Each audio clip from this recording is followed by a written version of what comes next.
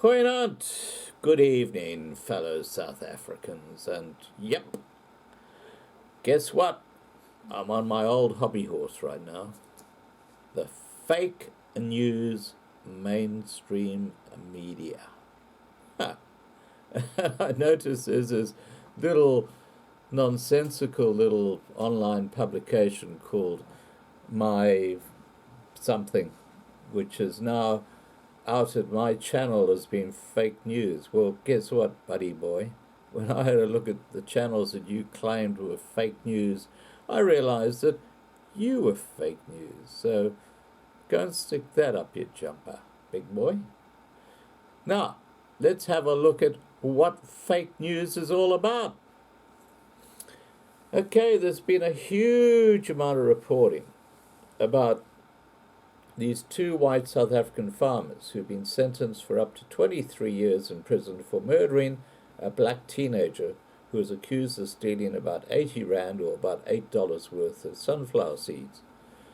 The death of 15-year-old Matolomola Maswe in April 2017 caused outrage in a country where deep racial divisions persist 25 years after the end of white minority apartheid rule.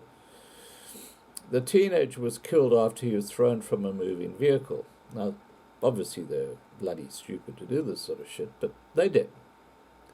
The two defendants, Peter Durwart and Philip Skuta, were found guilty in October last year of murder, kidnapping, intimidation, theft, and pointing of a firearm.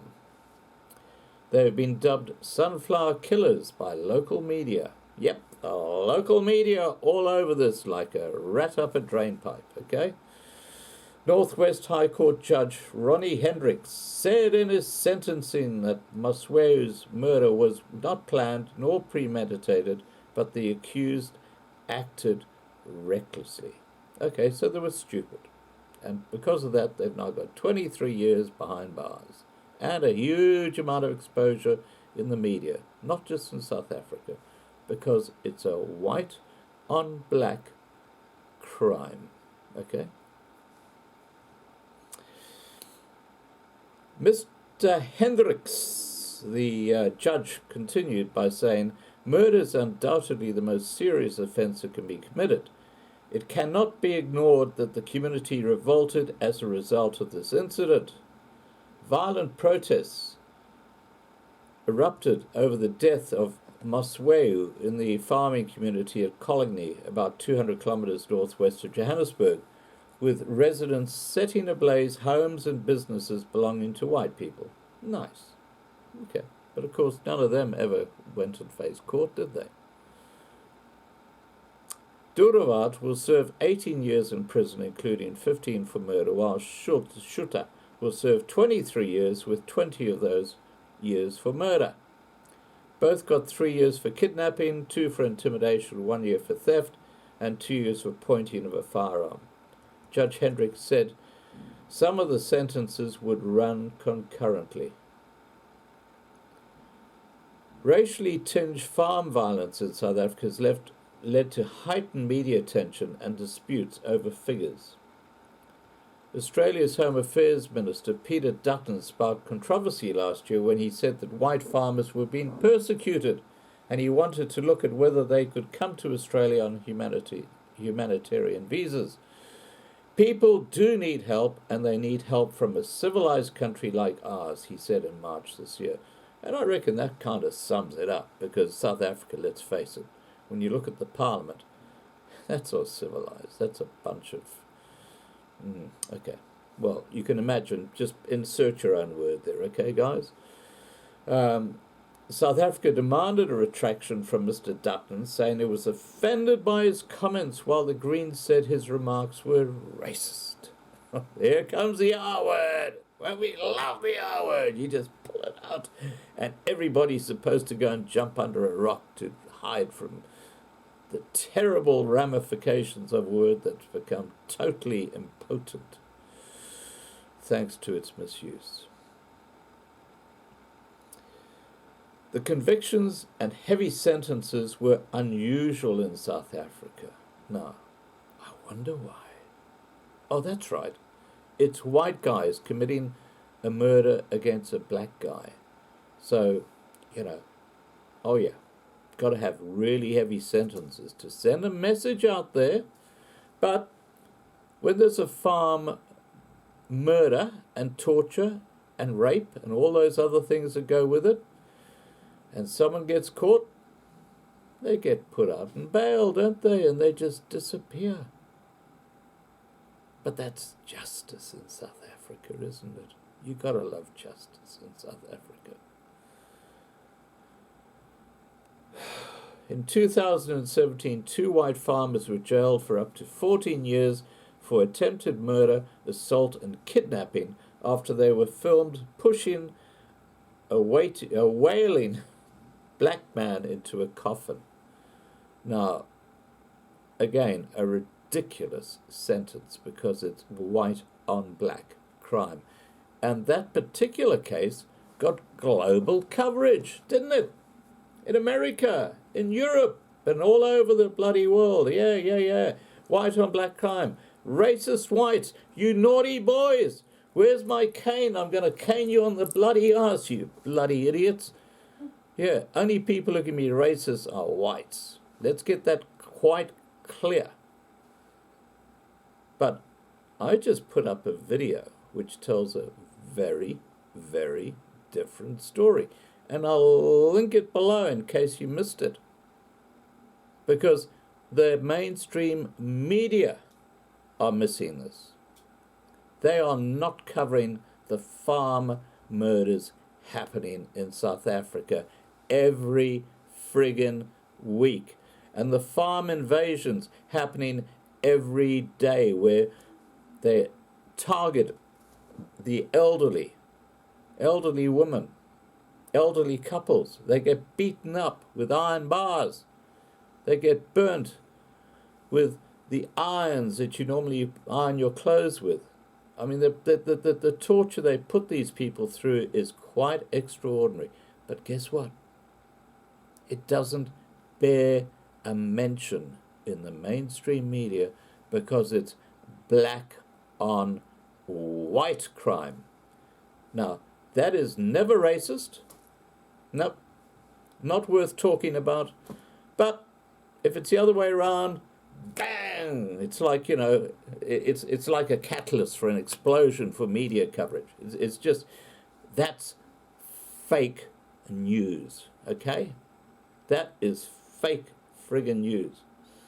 Economic freedom fighters, the most racist political party in the world, apart from the BLF, which aren't even in Parliament, but the EFF do have seats in the South African Parliament.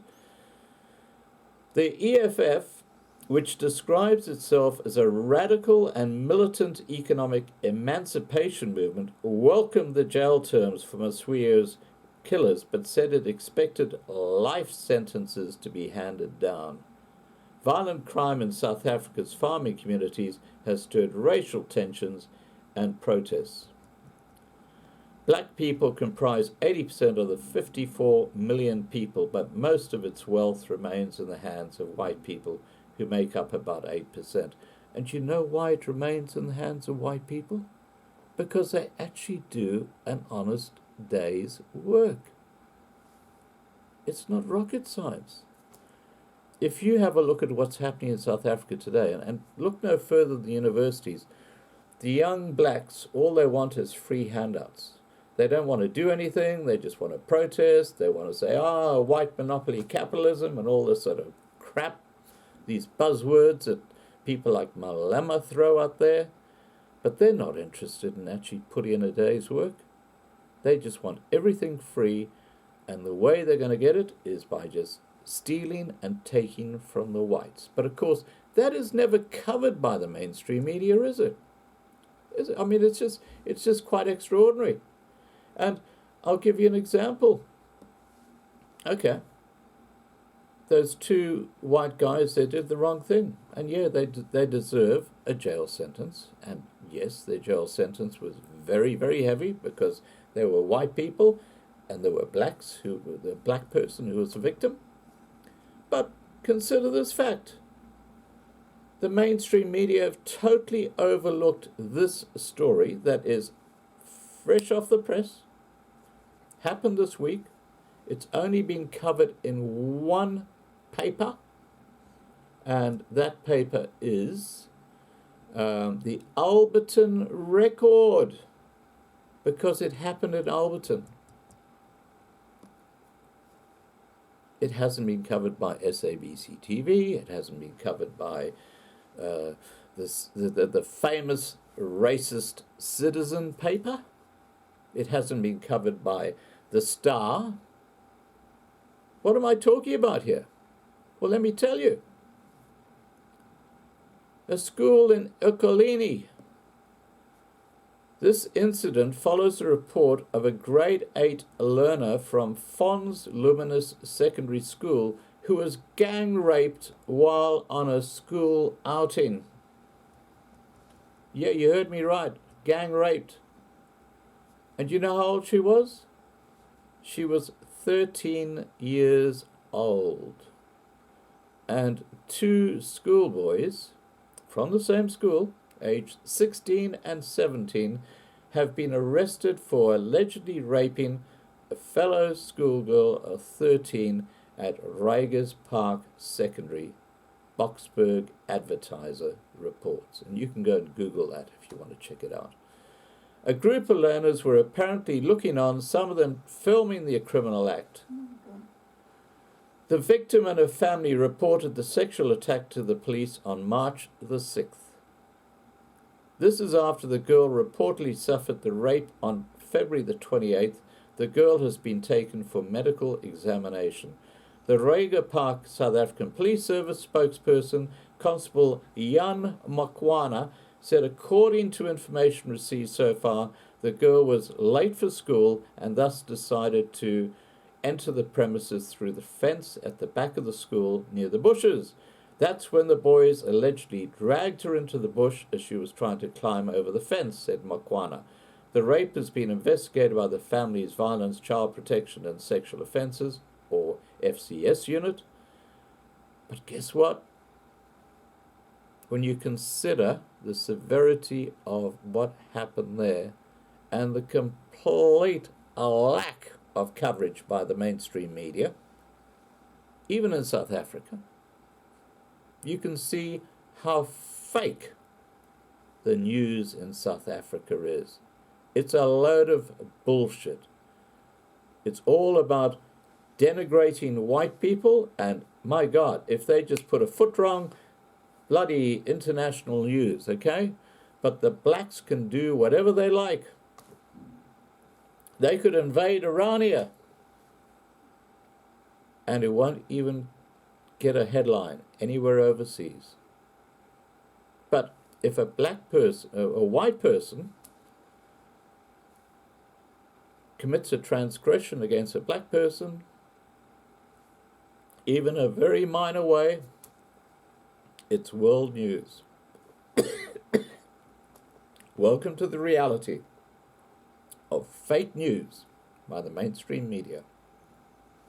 All right, guys, please remember to subscribe to be kept informed, and have a great evening. We'll catch up soon. Bye for now.